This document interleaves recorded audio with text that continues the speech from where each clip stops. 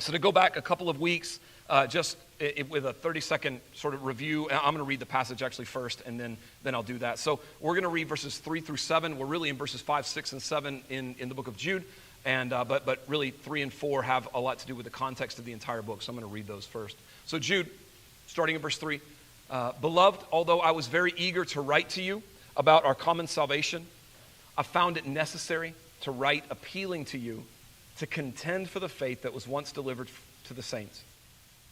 For certain people have crept in unnoticed, who long ago were designated for this condemnation, ungodly people who pervert the grace of our God into sensuality and deny our only Master and Lord Jesus Christ.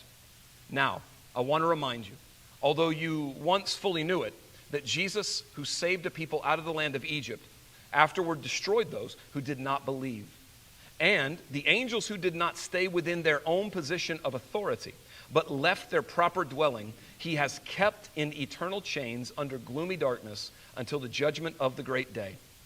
Just as Sodom and Gomorrah and the surrounding cities, which likewise indulged in sexual immorality and pursued unnatural desire, serve as an example by undergoing a punishment of eternal fire.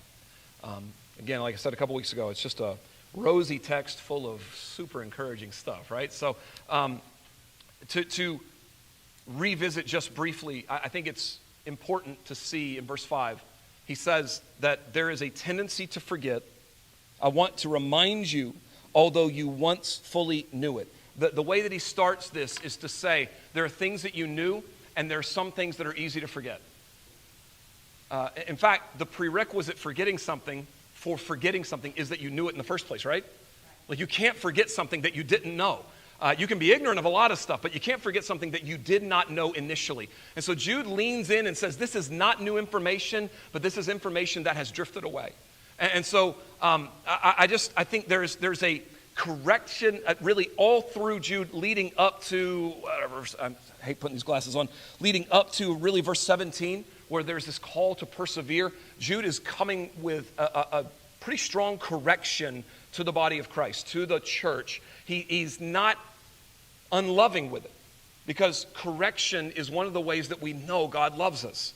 And that's a hard part of love, right? But Jude is real clear that if I don't course correct you, then I'm not doing my job in an apostolic way. If I don't say some things that grind against you a little bit, then there's never any change. There's never any shaping. If the potter doesn't actually put his hands to the clay and begin to work with that clay and cut stuff, carve stuff, shape stuff, move stuff, if there's no manipulation, and I mean that word in really just the physical sense. I don't mean that he's manipulating a people, tricking a people. I mean, if there's no shaping of our life, then there is no love that we've actually received. And so we live in a world that doesn't love correction, but we've always lived in a world that doesn't love correction. So this is not a new thing at all. I don't know that there's ever been a generation of kid that just love to be disciplined. Because children are sinful. A little baby that's so cute has a dark heart that wants its own way, right? Like that's just because God's grace covers that kid, that does not mean that kid is not sinful. Like we're born with a nature that is filled up with sin and rebellion and self-centeredness. And so the idea is that whenever we are shaped and corrected, we're being moved against our will. The power of the gospel is seen in the idea that Jesus says there's actually a better will than yours and mine. The will of the Father will always be better than our will. And to a degree, over time, we come to believe that or we come to reject that. And so Jude is correcting us here. So I told you I'm just going to work through these three verses 5, 6, and 7. I think there's some beautiful things in these verses. And so we'll just walk through these things. So verse 5, Jesus, who saved a people out of the land of Egypt, afterward destroyed those who did not believe. I want to point something out really quick, because before we get into what the rest of the verse says, there's something really unique that Jude does here that is not necessarily expected if you were keeping score throughout the Bible, he says that the people who were delivered out of Egypt, you remember the story if you've walked through the Bible at all, the children of Abraham, Isaac, and Jacob wound up in slavery when a Pharaoh came into power that did not know Joseph. Joseph had brought salvation to Egypt and the surrounding world through God's wisdom and Joseph's ability to interpret Pharaoh's dreams and make plans for the next 14 years. Well, Joseph comes to a place where he passes away, and a new ruler comes into power and realizes we've got all these people in this land who are not of us, and so maybe what we ought to do is create slaves out of them so they don't become so great that they take over our nation. So they do that. And so the children of Israel are enslaved for years and years and years. Well, eventually God is going to deliver them out of slavery, out of bondage, out of Pharaoh's hand, out of the land of Egypt. What's unique about this text is that Jude says this about his brother. He says that the one who delivered them out of the land of Egypt was Jesus. I know for us on this side of things in America, in evangelical Christianity, in this church with the Bible that we have, that doesn't seem earth-shattering or groundbreaking, but I'm telling you, this would have sounded to most practicing Jews like an anachronism. Jesus existed a few years before this text was written. Jesus did not exist 4,000 years before when this was going on. And so the idea here is so powerful that Jude says, I want you to know this is not some nebulous idea of God, some ethereal force or power in heaven. Jesus, the one who I shared a womb with, Jesus, the one who was on a cross and came out of a tomb. He was there at that time as well. And the reason Israel had an origin story outside of Egypt in the first place was because of Jesus Christ. It's a powerful thing that Jude says here. Jesus isn't seen even destroying the Egyptians necessarily, but what's also interesting is it does not say, look at the text. I think it's Jesus who saved the people out of the land of Egypt, afterward destroyed those who did not believe. Look, he's not talking about Egypt. Jude's not talking about Jesus just delivering them out of Egypt. Jude is talking about Jesus being the one who judged Israel in the wilderness.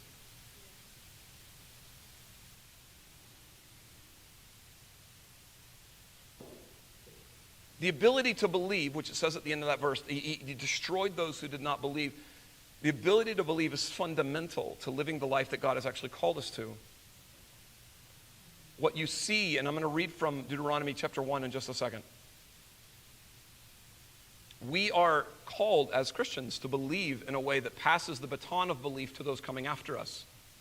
And the great sin and the great failure of the generation that left Egypt miraculously and began in the wilderness, the great failure of that generation was that they did not pass a faith on to those coming after them. Instead, they grumbled and they griped and they complained about everything that was going on the other side of their salvation.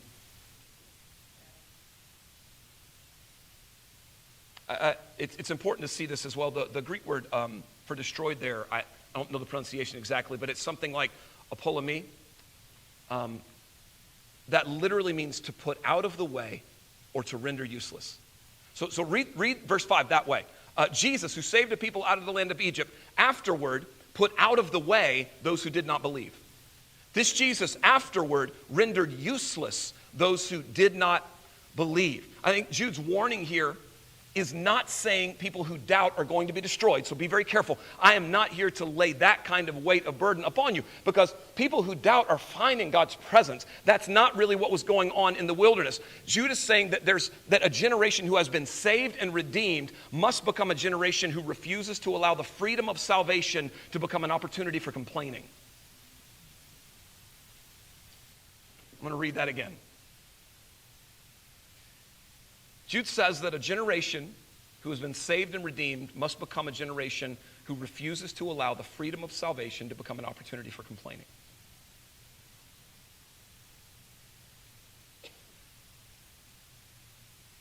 We get complaints a lot in our world. We have complaint boxes. Restaurants, you can go online and you can tell them how the service was. You can give them 1 star, 5 stars. Some of y'all relish the opportunity to just lay the wood to that poor waiter. I went on somebody else's dime, which is the best kind of golf to play when somebody else is paying for it. But I had taken my son last Friday to play golf in a tournament in Tennessee. And on the way back, so it's a story for another day, but I won a trophy for the first time in like 30 years. Not because I played well. I think the whole thing was rigged. But yes, it's participation trophy.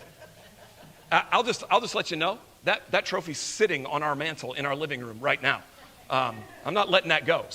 But I had it sitting up on the dash of my car so everybody who was driving around me could see that thing on my way home from Tennessee. And so I was driving about 5 miles over the speed limit, but I had gotten into the left-hand lane, and which apparently I shouldn't have done. And so I was trying to find a song on my phone. Don't judge me. I do it all the time. I'm still here. So God is sovereign. But I apparently that was not fast enough. So there was a car that, zoomed around me and just as quickly as they passed, just slid right back into the left-hand lane. There was nobody for like a quarter mile ahead of us. They were sliding back in front of me to prove a point.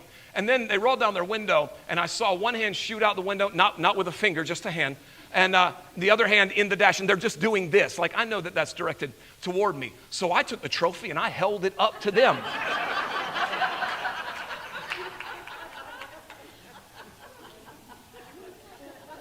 That's a true story, friend.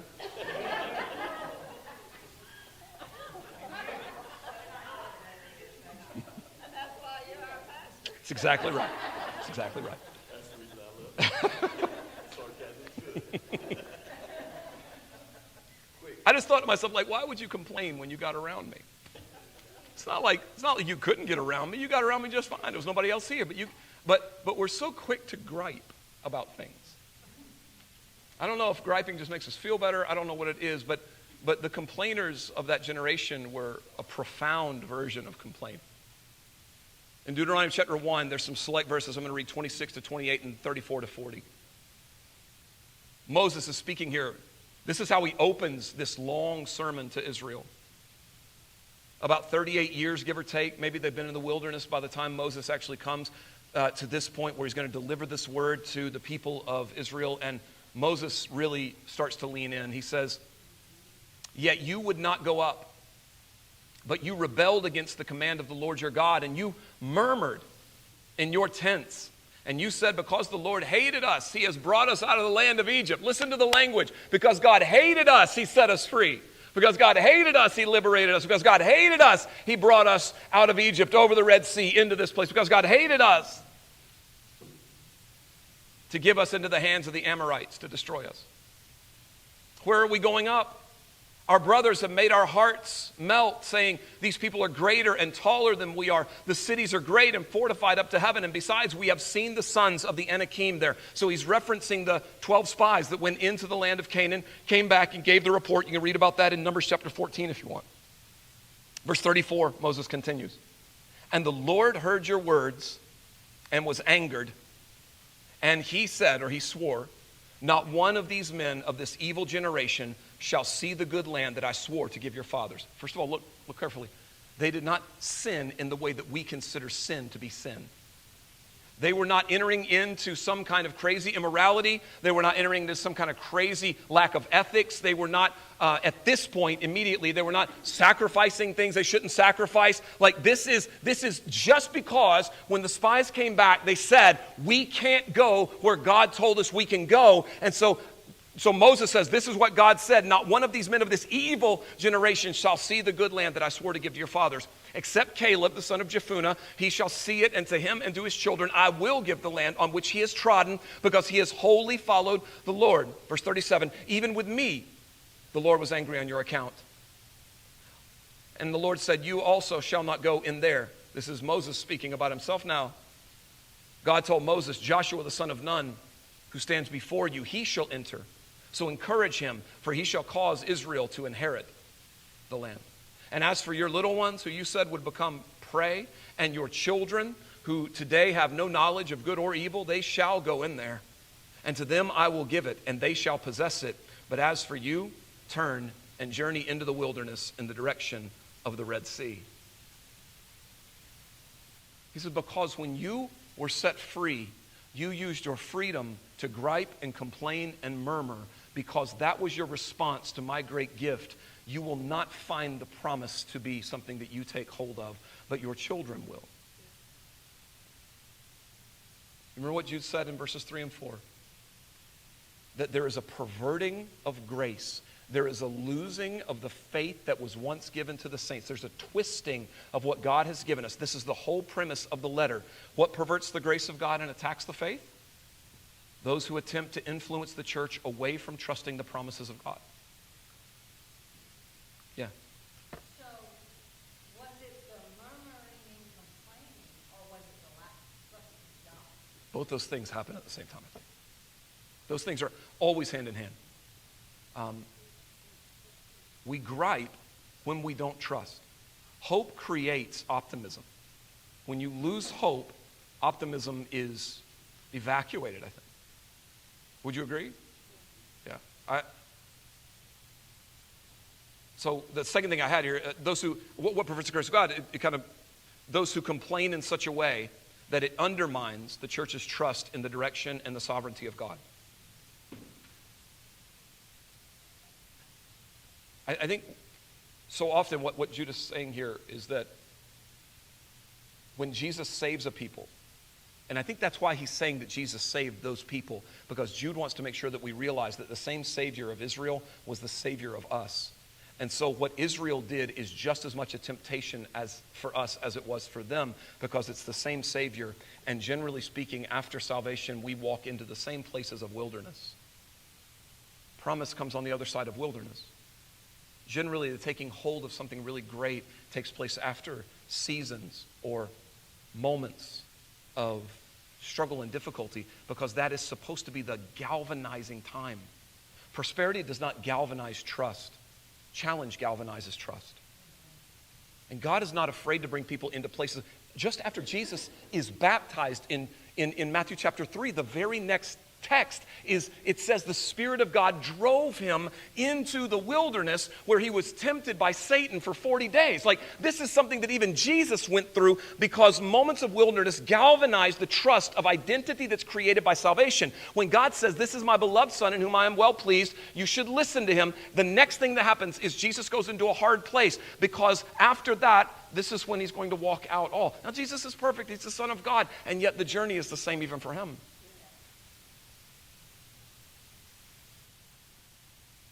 I think it's fascinating. Let's see if I can find this again. I had something else typed out here. I want to make sure I get this right. There's this song by Sarah Grove, who I like Sarah Grove very much. She has this, it's a song, I think it's on her first or second album or whatever. It's called Painting Pictures of Egypt. And I just want to read a couple of lines from this. I think this is a powerful, powerful thing. She says, "The places I long for the most are the places where I've been. They are calling out to me like a long-lost friend. And the place I wasn't perfect, but I had found a way to live. And it wasn't milk or honey, but then neither is this. The past is so tangible, I know it by heart. Familiar things are never easy to discard. I was dying for some freedom, but now I hesitate to go. I'm caught between the promise and the things that I know." And the chorus goes this way: "I've been painting pictures of Egypt and leaving out what it lacks, because the future looks so hard and then I want to turn back. But the places that used to fit me cannot hold the things I've learned. Those roads are cut off to me, or those roads were cut off to me when my back was turned." I love that image, that it's so easy to say the thing that I came from is better than the thing that I'm in now, because I can't reach and take hold of the thing that's been promised to me. The problem is that the Red Sea didn't say split open, and God did that intentionally, because if it had, they would have walked back into the very place that had been the brutality of their lives, instead of into the place that was the freedom of their life and existence. And I think it's the same thing for us. We start looking back at the past and we say, that was better because I could understand it. I could make sense of it. It was comfortable. Even though it was hard, I could at least know what was coming each day. But in this wilderness, I don't know what I can trust. And it's so easy to paint pictures of where we were before But we leave out all the bad parts and we just make it real rosy. I've heard so many people talk about how the church was so good in the 30s and the 40s and the 50s because everybody went to church and everything was great and the music was better back then and the Spirit was really moving back then. Yeah, people were illiterate and men were going home and beating their wives behind closed doors, and they were still elders in the church, and we were struggling and dealing with deep, deep levels of hypocrisy because it was expected that you looked the part when you walked outside, even if behind the walls of your house you were a hellion. This is the problem with what happens when we start looking back and painting these real soft pictures without any definitive lines. We start making the past out to be the thing that we would prefer instead of the future, when the future is what God has actually promised us.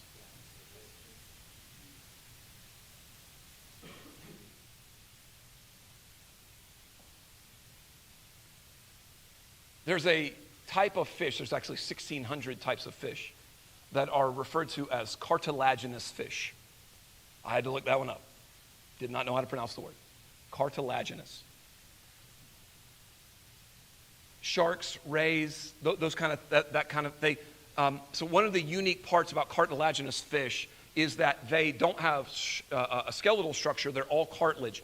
And in order to breathe, they have what is called, I wrote this down, ram ventilation is the way that they breathe. So they have gills in slits near the front of their body or in some area where when they move forward by the propulsion of their tail and their fins, that water is rammed through those gills. They have no muscle structure that pulls water in. They have to be moving forward in order for the water to be pulled in. As you know, fish breathe by filtering the oxygen out of the water. And as I was reading that, I was reading actually this passage, I was reminded, I had to look up cartilaginous. I didn't just have that like on tap. I needed to know what they were called. But I know that those fish, generally scientists believe that they don't actually sleep. They have moments when they are more rested, or when they are resting instead of their activity is not as intense, but they don't actually sleep because they have to be moving at some level or in some way in order to continue to breathe.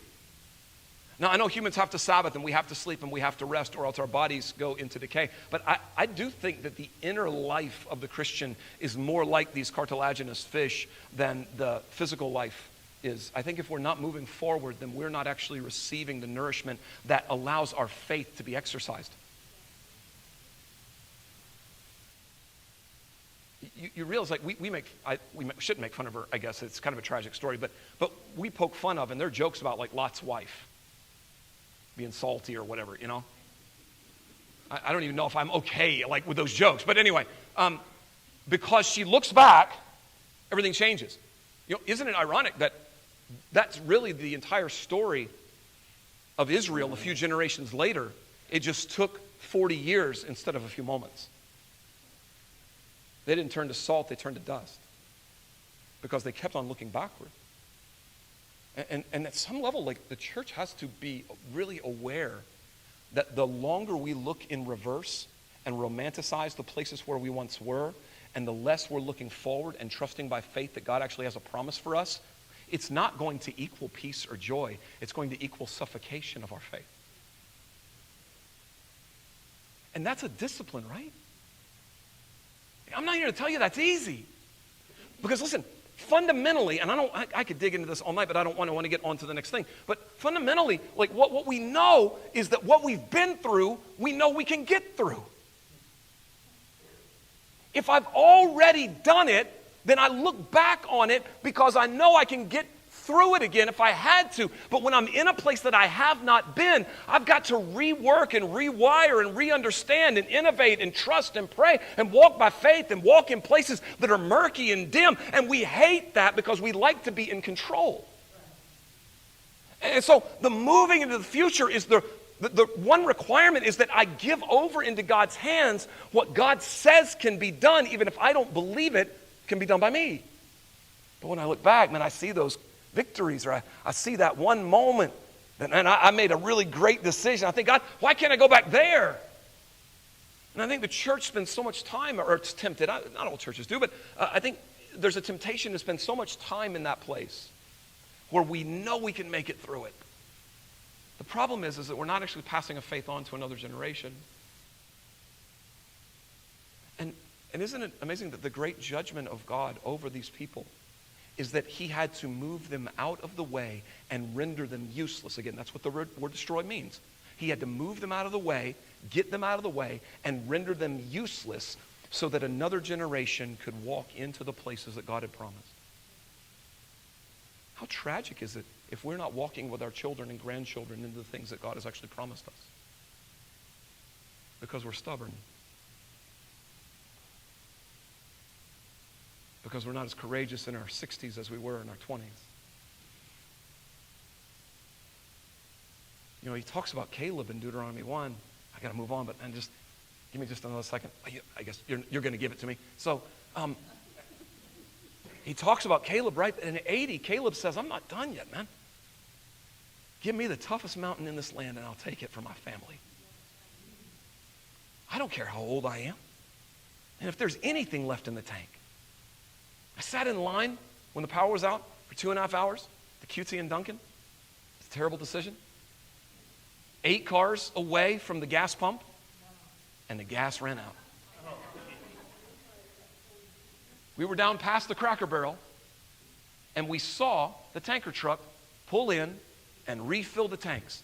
And by the time we made it, like I said, about 8 cars back, all tapped out. People turning around, and I rolled my window down. I talked to somebody driving by. I was like, what's going on? And I felt like I knew, but I wanted a confirmation. They told us they're all out. They're putting the yellow things over the pumps, and so there's no more gas. I'm like, great. Do you know what I didn't do? I didn't stay there and just kind of hope that there was going to be another tanker sometime in the next 2 or 3 days. We had a 1/4 tank of gas in that truck. We're going to get home. We're going to the place where we belong. And I just think some of us are worried about running out of gas. My God, don't worry about running out of gas. Worry about not getting home.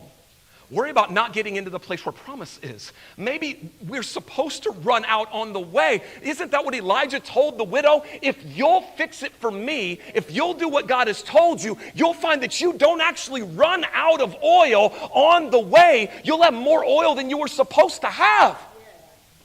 But when we start to conserve in the Christian life, we don't move forward in the future because we don't think we got the energy, the courage, the fuel, whatever, the time. I don't care about the time. If God truly holds my life sovereignly, then the time that I have is the time that I need. And if that ends tonight, then okay, I did what I was supposed to do. I've yelled at you guys for 3.5 years, and that's what God wanted me to do. Praise Jesus. You'll find somebody else to yell at you for another 3.5. If I live until I'm 85, okay, I just hope that when I crest some of those later years, I just hope that I see my life not as a life that's running out of fuel, but a life that needs to hit the gas and make the most out of everything that I've got inside.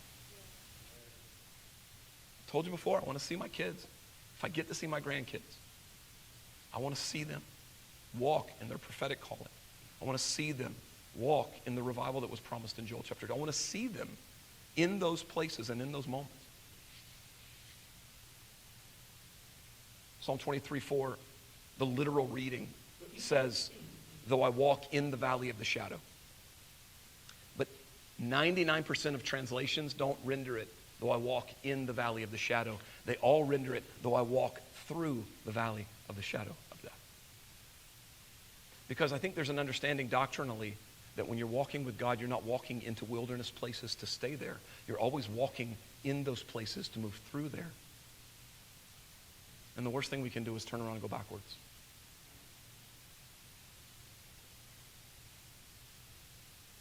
Verse 6. Angels, who did not stay within their own position of authority, but left their proper dwelling, he has kept in eternal chains under gloomy darkness. Angels who did not stay within their own position of authority, but left their proper dwelling, he has kept in eternal chains under gloomy darkness. So this passage is connected with 2 Peter 2:4. It's almost, in fact, identical to what Peter says in 2 Peter 2:4. And Jude's words are speaking of fallen angels in some way. And so I will completely admit this is a murky passage. This is very difficult to make sense of. We don't know if he's speaking prophetically of those angels who will be cast into the lake of fire. Maybe he's speaking of the fall of the angels who followed Lucifer that we get some of the word about in the major prophets, or these other angelic beings in some other situation we don't know about. We don't actually have this full explanation of what Jude's talking about. But I think the challenge for us is not to get caught up in what we don't fully know. I think it's to make sure we don't lose sight of what is completely clear. What's clear about the text is that God is very willing to confine those who rebelliously attempt to distance themselves from their calling and seek to exert their authority and power in places where they don't belong. I hope you all come back next week. Yeah, I will. God is willing to confine those who rebelliously attempt to distance themselves from their calling and seek to exert their authority in places that they don't belong. Look at the verse again after I said that. Angels who did not stay within their own position of authority, but left their proper dwelling, those angels he has kept in eternal chains under gloomy darkness. God has confined and incarcerated those who misused their authority. It's an expression of pride that we read about here. Because it's one thing to accidentally or ignorantly find ourselves doing the wrong thing. Again, this is not Jude expecting perfection out of people. Jude's not saying that, oh, if I made a mistake, God's going to throw me into eternal darkness and chain me up in gloomy places. That is not at all what Jude is saying. Please let that kind of, let your mind rest from that. This is actually knowing what we've been called to do and intentionally taking that gift and using it in a way that harms and hurts instead of a way that builds and heals.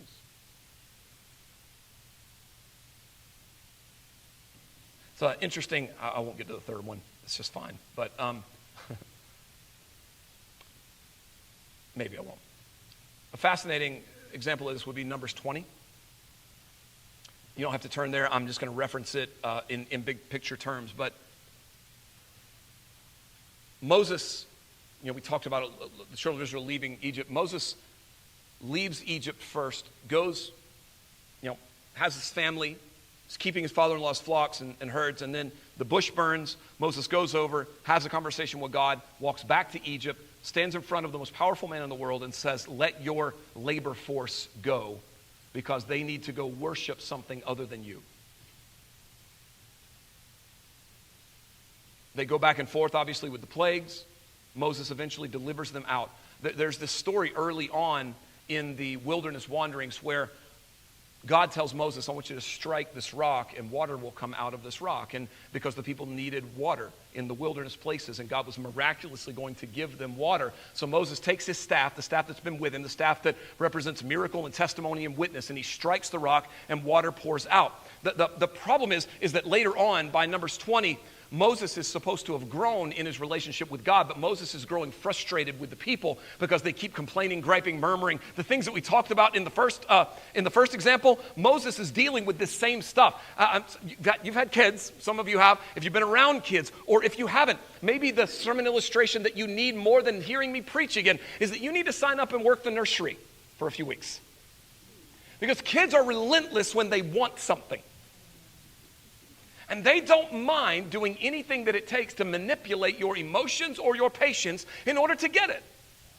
That doesn't make them anything other than kids. In fact, that's what all immature people do. So Moses is underneath the strain and the weight of hundreds of thousands of people who are constantly grumbling, griping, and murmuring. They're asking him, why are we still here? When are we going to get some meat? I'm sick of this bread that keeps showing up every morning. I want to go back to Egypt. Man, you brought us out here to die. We had fish and vegetables in Egypt. Now we just eat manna all the time. What's wrong with you? Why did you? All this stuff. All day, every day, for 38 years.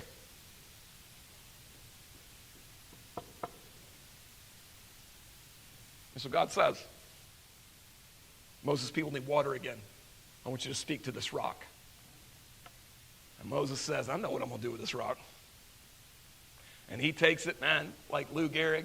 He sets up with his staff and he says, I got a word for you.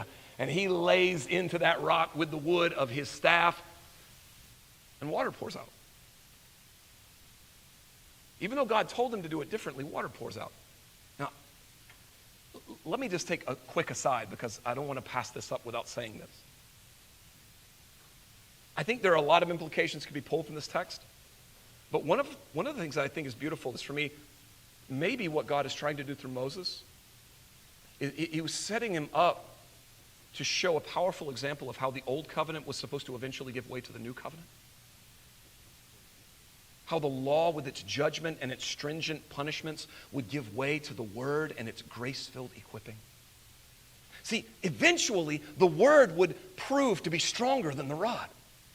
Eventually, the cross and the empty tomb was going to prove that no matter what violence and aggression could actually produce, there was a word that could produce more on the other side. See, I think maybe God is trying to allow Moses to prophetically announce to the world thousands of years before Jesus was going to show up that the rod would be useful for a while, but there was a word that was coming that was going to be even more miraculous and useful.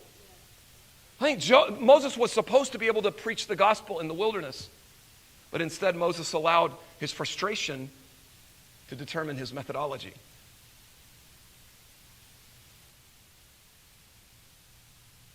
Moses had a chance to prophetically declare something beautiful, but his anger and his temper got in the way. And I just wonder how often and how many times our impatience has kept us from opportunities to be prophetic. How often has our frustration kept us from saying the thing that literally could have changed people's lives? So look, here's where I want to go with this, just what the verse actually says, I believe, in Numbers 20. So when he struck the rock, he did it the wrong way, water still poured out. And here's where I want you to, I believe this is true, so I believe the text actually shows this. Because authority and position are not removed simply because bad decisions are made. If you're called to a place of authority and you do dumb, bad, or unfaithful things in that place of authority, your authority is not immediately taken away. Your influence continues to be powerful even though you're doing things the wrong way. So we've heard about this a lot. I think Jude is reaching a little bit into 2024 with this. So maybe Jude is speaking of some church leaders, some pastors, some deacons, some teachers, some worship leaders, elders who are gifted and who are influential in their ability and calling, but they're carnal and sinful in the way that they're walking it out. I'll tell you, with great fear, because I know that I'm not unlike anybody else. I'm one or two bad decisions away from having a completely different life right now. I'm not talking about like 10 years ago. I'm talking about tomorrow. Like I'm one or two bad, undisciplined decisions from standing up there Sunday weeping in that pulpit and having to walk away for good. And I keep seeing this over and over and over and over and over again. How many lives are left in the rubble of leaders who are still influential, but who have allowed their lives to become compromised. And so their authority is used in back rooms instead of in altars. And so they're manipulating people's emotions. And they're creating devastation in people's lives. And they're creating generations of distrust because they've been given a calling, they've been given authority, and when they speak or when they lead or when they cast vision, there's still power. Just like that rod still had power against the rock. He didn't do it like God told him, but the authority was not removed. Look at Ahab or Hezekiah or Uzziah. You can see over and over again how position does not necessarily equal holiness, but also when unholiness comes into position, position still has power and influence. What you've been given, you must be good stewards of. And that's not just me standing here. That's everyone with a calling. That's everyone with a responsibility. America does have a sin problem, I know that. But I think one of the craziest things we do in the church is when we seem to make our peace with bad leaders because they put on a good show. I guarantee you those angels didn't look any less glorious. And God said, I'm not impressed by the way that you look on the outside. It's the abuse of your position of authority that actually matters to me. I'm going to tell you something, church. The more we put up with people who talk a good talk, who are really talented, the more we give them a pass in terms of gross. I'm not talking about repentant people who are trying to serve. I'm not talking about that. I'm talking about people who seem to be okay just moving forward in gross sin, unrepentant, because they're good preachers, because they sing really well, because they can entertain us. Give me an hour and a half of a boring minister who knows Jesus in his prayer closet before you give me 20 minutes of the most electric and dynamic evangelist who is sleeping with somebody he ought not be sleeping with the night before. I don't care about the show at this point. I need somebody who has an authentic power and they're using it wisely. But we have entered into a place in Western culture where we prefer those who are good at what they do instead of those who are good at being who God called them to be.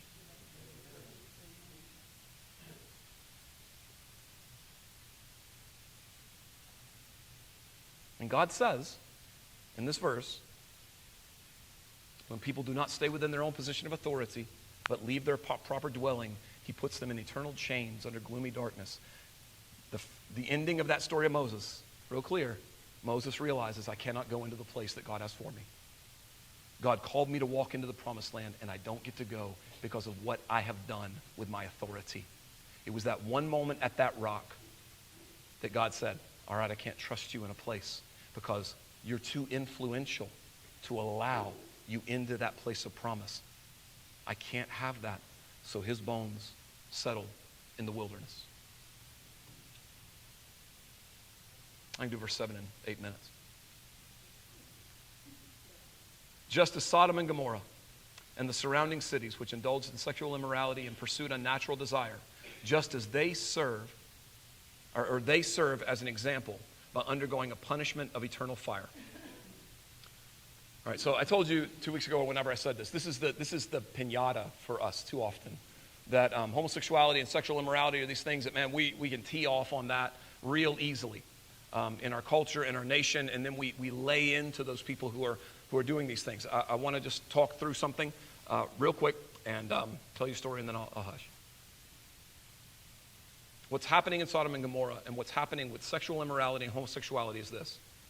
It is an example of people indulging in the opposite of morality and pursuing the opposite of order in terms of the order of creation.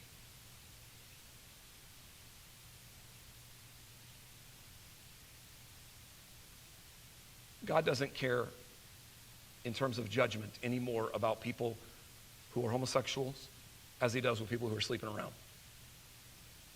So let's stop acting like those are different things. Let's stop acting like one's eroding the country quicker. We wouldn't have Romans 1. I'm going to go to Romans 1. Romans 1 says it doesn't start there anyway. It ends there.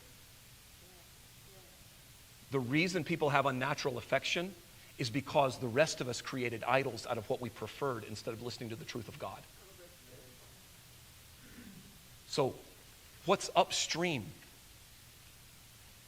It's so easy to look at the problems of the moment and say, oh, this is the worst time in history. I'm like, well, what happened 40 years ago that led us to this part? What happened 150 years ago that led us to this place?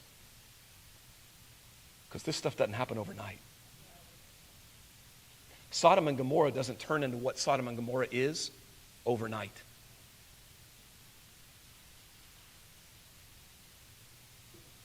Remember what Jude's talking about.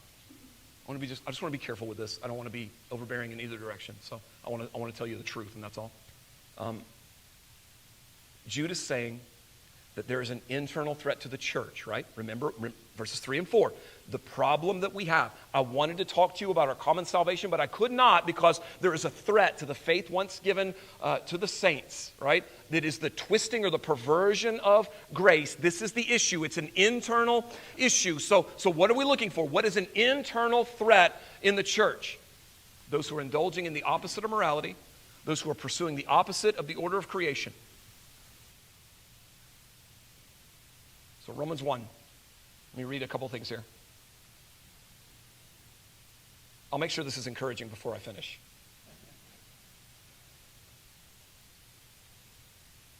You should read Romans 1, 18 through 32. That's the broader passage. I don't have time for that. Let's go to verses 24, 20, and 25. Romans 1. Therefore, God gave them up in the lusts of their hearts. Look carefully at that language. In the lusts of their hearts to impurity, to the dishonoring of their bodies among themselves, because they exchanged the truth about God for a lie and worshiped and served the creature rather than the Creator, who is blessed forever. If you move on down into the later parts of that passage, you will see what happens at the end of that road is that men and women exchange even natural affections and then gather with their own gender in terms of immorality and acts of sexual explicit immorality. That comes at the end of that text. What happens at the beginning? Look in verse 19 in Romans 1. For what can be known about God is plain to them because God has shown it to them. If you look in Romans 1:18, it says that there's not a lack of truth in the world, but there is a suppression of truth in the world. As soon as any of us begin to give up the truth that God has showed us in creation, through Christ, in the canon of Scripture, anytime we start to trade those things in any way, we are literally beginning to pave the pathway that leads to the kind of culture that we find ourselves in right now. Okay?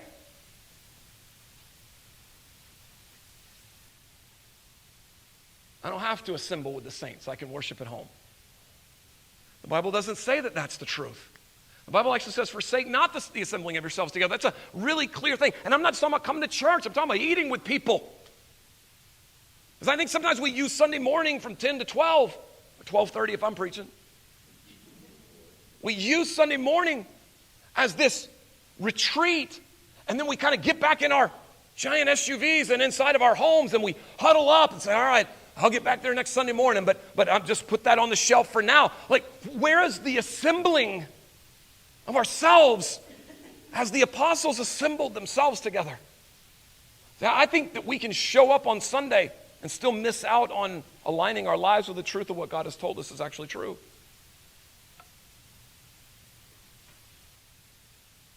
We stopped turning the other cheek and we started pulling guns on people.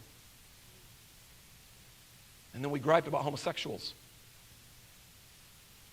We exchanged the truth of God for a lie because the lust of our heart leads us to impurity. And then eventually we look around us and we see a world that we don't recognize. And we think, oh, this world's a terrible place. Well, it got there somehow. We stopped carrying the soldier's gear for the extra mile. We stopped giving not just our shirt, but our coat as well. We stopped doing the things that Jesus told us we were supposed to do. Or we griped about it and begrudgingly did it. I guess I've got to be generous. Now listen, you guys have been generous all week long, so I don't want to bang on this drum in terms of that alone, but I'm just telling you, the world we live in now is the result of something. It's not the origination of something. And so the answer is not to look at people in the street who are different than us, who are doing things that we know are destructive and sinful. Can I be real clear? Sinful. And point our fingers at them and say, if you don't quit it, we're going to hell. I'm going to tell you something. You better canoe back upstream and see where we lost sight of the truth of God. Let's go back upstream and look at where those waters started flowing. Not just where they pooled up at the end. Because that's where the solution is going to be found. When we lose the order of creation, when we lose the word of God that keeps us steady, we wind up snowballing into devastating places. Sexual immorality and homosexuality in Sodom and Gomorrah and the United States of America, they are symptoms, they are not sources. Where have we ignored God's instructions? Where have we doubted what God said to be true? Can I just tell you, like, even saying all this makes me tired. Can I just be real clear? Like, this is so hard to say. Not because it's not true, but because I would much rather people be raised to new life than have to talk about how much death there is around us. And it is. I mean, I just feel like energy sapped out of my body and my spirit, and I know everything I'm saying is biblical. So I don't... We in the car yesterday, we were driving to North Carolina to take the stuff, and I was talking actually with Cody and Cohen, with Amber's kids.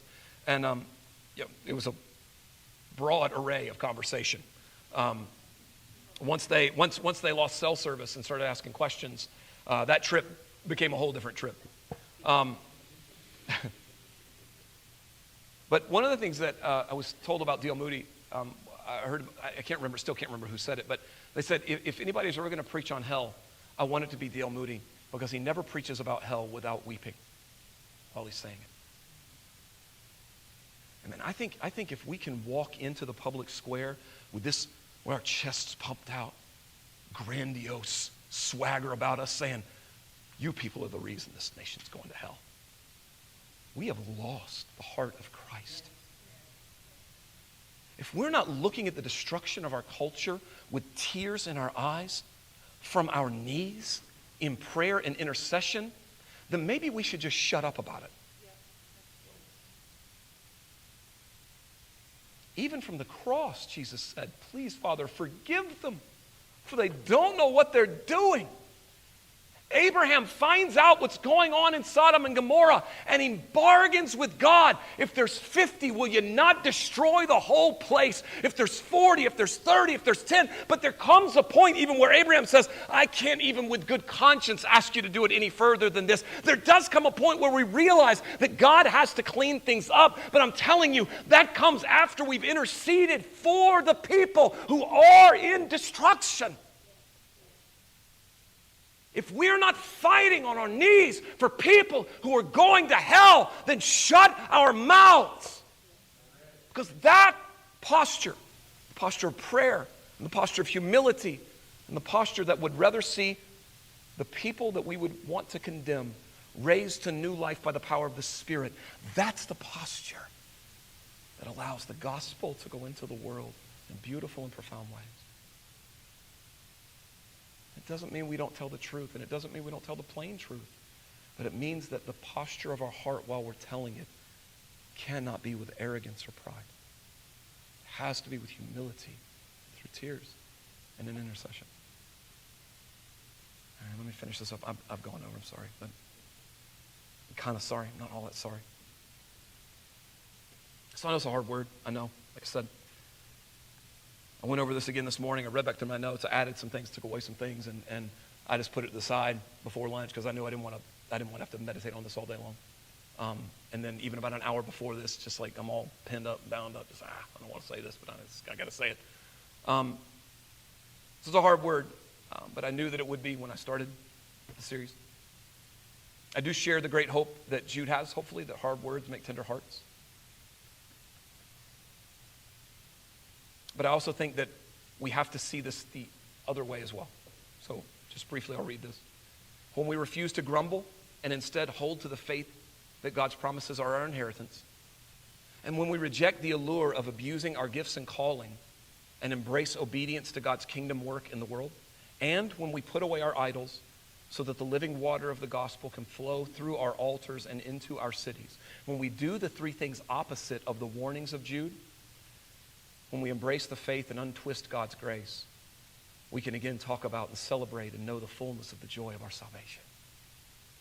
I told you a couple weeks ago, the beauty of this text is that Jude said, I wanted to talk about our common salvation. I don't think Jude ever lost the desire to talk about the common salvation. He just had to bring correction before they could. I want to talk about the joy of our common salvation. I want to talk about what God did in your life and what he did in my life. I want to talk about how he forgave me and set me free and made me new and raised my life to beautiful new places. I want to hear your stories and testimonies. I want to hear our children come into those places where they're sharing those stories as well. But there has to be a correction if we're ever going to truly be able to talk about those things. There is joy, but there has to be correction as well. I almost got you to stand. I'm so used to Sunday morning. So let me just tell you the story. I'll be done. Promise this is the last thing in my notes. That stuff in green. That's it. I'm almost done. So back in 1992, Michael Plant he decided he was going to sail a huge part of the world, maybe around the world. I can't remember anyway. This was his third. It was around the world complete. He was going to sail. This was his third trip. He'd already done this twice. And so he wanted to do it differently. And so he designed and built a racing vessel that he called the Coyote. He built it for $650,000. It was a lightweight, fiberglass coated, foam core hull sailboat that was extremely fast. It was equipped with the latest technology. And on October 16th, 1992, he launched from New York and he headed out across the Atlantic Ocean toward France. A 24,000-mile, 4-month journey. But it was not long into the trip before Plant started to experience trouble. No one heard anything from him for several days. And then on October 21st, remember he took off on the 16th, on the 21st of October, a passing Russian freighter picked up his transmission. He said, I have no power, but I'm working on the problem. Pentecostals, can I just tell you that ain't the answer? If you have no power, get in the presence of Jesus. Don't go working on stuff. Call for help. He said, I'm working on the problem. And then he ended the transmission with this request. He said, please tell my fiance not to worry. That was the last direct communication that anyone ever had with Michael Plant. After 32 days, the Coyote was finally spotted on a Sunday morning by a Greek tanker.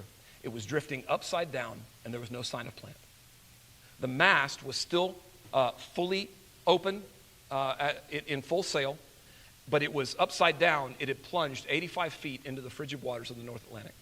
The hull was still intact on the boat, but the keel was vertical, and that exposed the fatal problems. That means that the sailboat was upside down completely. Here was the fatal problem. He had put an 8,400-pound lead keel bulb. So if you look at a picture, some of you don't maybe know what that is. If you look at a picture of a sailboat, underneath a sailboat, there is a thin piece of steel, and then there's this bulb. Almost looks like a missile or a torpedo down below that thing. That is the bulb. The bulb actually allows the sailboat to remain upright because the wind would just blow the sailboat over if it didn't have foundation that was below the water.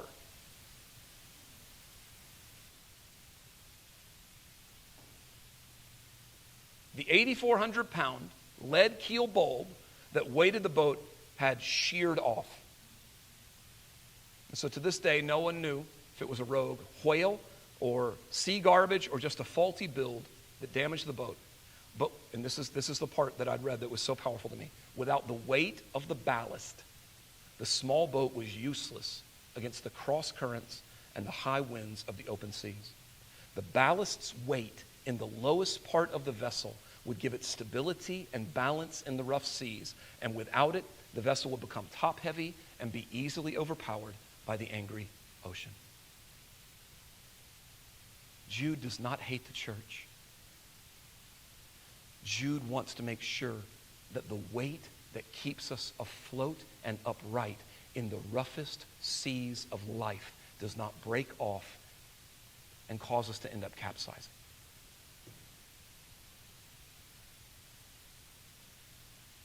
When we grumble instead of walk in gratitude when we're in the wilderness, when we use the influence, calling, and gifts of God on our life for evil instead of good, and when we don't allow the truth of God's created order to govern every aspect of our life, what we wind up with is a loss of the thing that keeps us upright. Part of that, a huge part of that, is this. The truth of God as given to us in His Word. It's also here. It's the truth of God as distributed in the body of Christ. Sometimes it's there and it's here. It's in pulpits and it's from platforms as we sing together and as people that God has ordained open up the Scriptures and deliver the Word of God to them. It's all of those things. But when we lose those things, Jude comes along to tell us there's been a perverting, a twisting of the faith. And Jude says, I love the church too much to say nice things before I bring the weight that focuses us and balances us back into our lives.